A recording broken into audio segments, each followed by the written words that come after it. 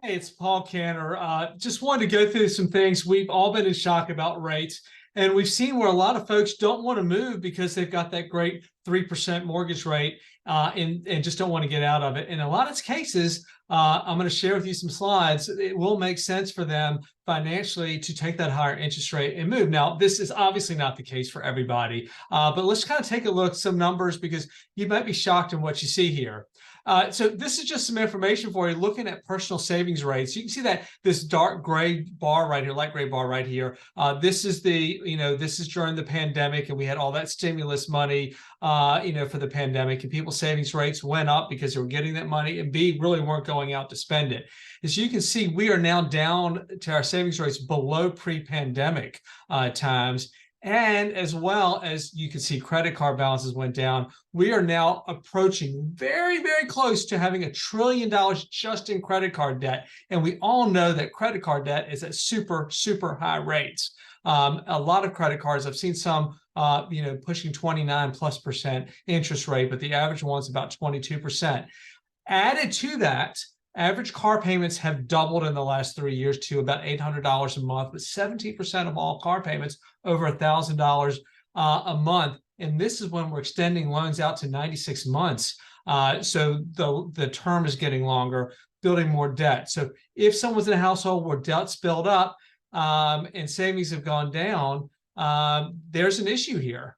However, the average equity somebody has in a house in the United States right now has grown significantly. This is due to the shortage of housing we've got of supply. So the average equity is $231,000. But what someone could borrow if they were to do a home equity loan, which may be the right answer for our folks, is $185,000. That's the average nationwide. We're seeing similar trends locally.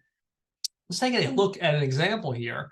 Where someone has got the mortgage and several credit card payments. They owe $411,000. They had a 3% mortgage rate, so the blended rate is 6.331. So maybe they had a 2.5 rate, maybe they had a 3 3/4 rate. That would take it higher. And these are fairly low credit card rates as some of them go. 24% the highest, where I've seen some at 29 plus.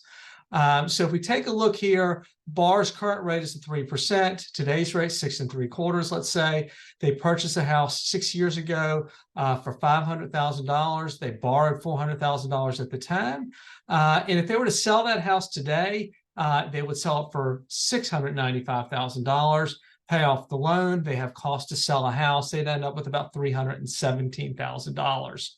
And then if they purchased a new home, that would cost them $12,000 in closing costs on the new home. That would give them $305,000 towards down payment. So now they're moving from a $695,000 house, so they're moving up to the house of their dreams, which would be $850,000. And if they were putting $305,000 down, they borrow $545,000. Not a good combination. Monthly payment goes up $2,500 a month, because that reluctancy is right, 3% rate, plus we're borrowing more money, and the borrower has all this other debt. So what would be a better solution? It would be, well, this is, here, this is that payment. If we were to put less money down, pay off the other debts, they're getting that $875,000 house for only $286 more a month. So as you can see, sometimes it makes sense for someone to move. The other thing about this is they will have a larger tax deduction as rates have gone up. We're seeing more people itemize their, deductions on their taxes, and home equity loans are no longer tax deductible.